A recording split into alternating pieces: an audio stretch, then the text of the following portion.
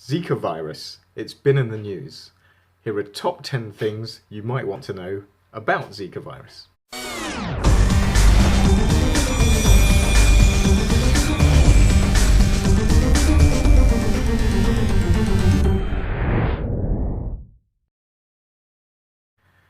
Zika virus was first discovered in 1947 in rhesus monkeys in Uganda in a forest called Zika.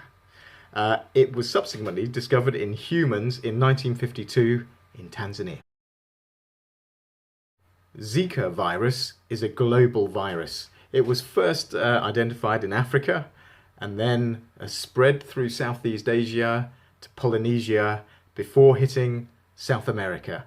And around 2014, around the time of the World Cup, it hit northern Brazil, and then numbers exploded. There have also been a handful of cases that have popped up in the UK, USA, Denmark, although most of these have been travel related. So it's people who have gone to those areas where the disease is endemic or the virus is endemic and then traveling back home. For some reason, when the virus hit Brazil, there was a huge spike with thousands of cases of microcephaly. That's babies born with small brains. And this has really led to the publicity. Zika virus is transmitted by mosquitoes, the bite of mosquitoes of the genus Aedes. Now, these mosquitoes bite during the day, so bed nets might not help. Sexual transmission has also been reported in a few cases, and this is being researched further. And also there is research into the use of blood. That's blood used in blood transfusion, so it may be possibly transmitted that way too.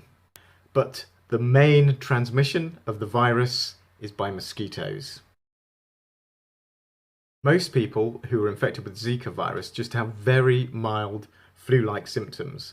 And the reason not so much is known about this virus is exactly because it produces so few symptoms in most people.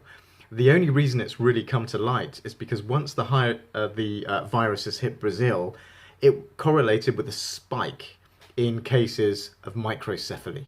The link between Zika virus and microcephaly has now been strongly associated. So most scientists think that Zika virus does cause microcephaly.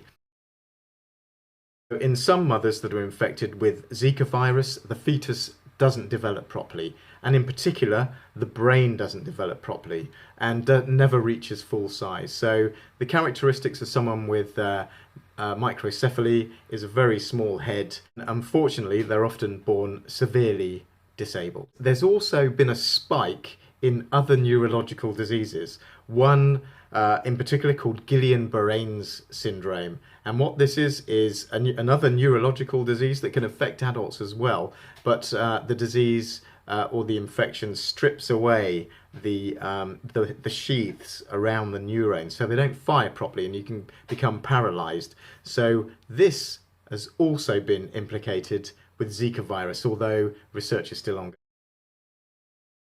The main ways of testing for infection are clinical, so to look at your signs and symptoms, and also by serological tests, by looking at the blood tests. So the first serological test is looking for antibodies in your blood to the virus, and the second one is by PCR, polymerase chain reaction, various tests to do this, but they look for the direct presence of genetic material of the virus in your body. Other bodily fluids might also be used, such as semen, urine, or saliva. There is actually no specific treatment for Zika virus apart from rest and fluids, and in most people and in non-pregnant women you'll recover within 2 to 7 days. The main way of preventing infection with Zika is to protect yourself from mosquito bites, Aedes mosquito bites. So this, because they usually bite during the day, one of the best methods is to cover yourself up, use long sleeve clothing, don't wear shorts, and also use insect repellents such as DEET. They are the most effective methods of preventing biting. Secondary methods, of course, are if you're not resident in these regions, don't travel to these regions, then of course you're not going to be infected. The response to Zika has been huge through a number of different avenues. The CDC has, for example, advised women who are pregnant perhaps to avoid travel to those areas where the virus is endemic. There's also been a huge increase in the amount of basic research that's done into this disease. So looking at the transmission patterns, the search for vaccines, intervention, and also for diagnostics, to improve diagnostics so that you can track the disease. Of course, there's been a lot of effort to engage communities through the media and through people on the ground to try and get people to reduce their exposure to infected mosquitoes. There's been a lot of effort into increasing the vector spraying campaign to reduce the numbers of mosquitoes that are in areas at risk. And now the future. There are still lots of unanswered questions about Zika virus. For example, it's still not clear why pregnant mothers in South America are more likely to have microcephaly than in other areas of the world. There's not many cases been reported in Africa, for example. Why is that?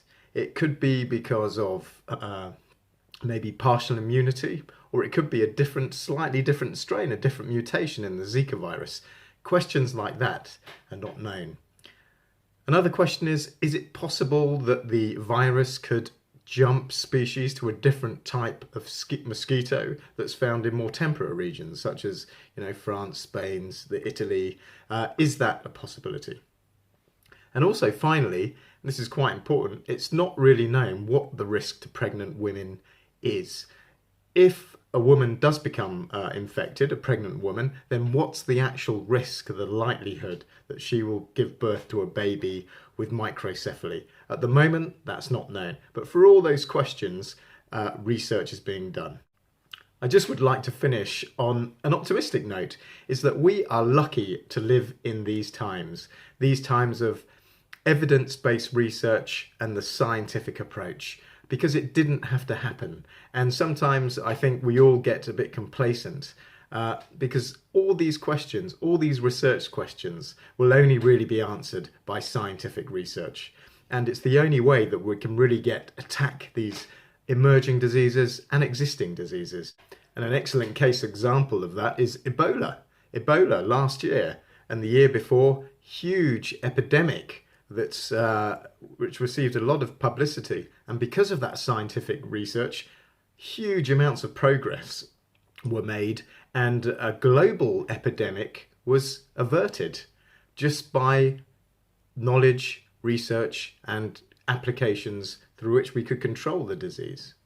So we should all feel lucky we live in these times of an evidence-based approach to tackle these diseases. Thanks for watching.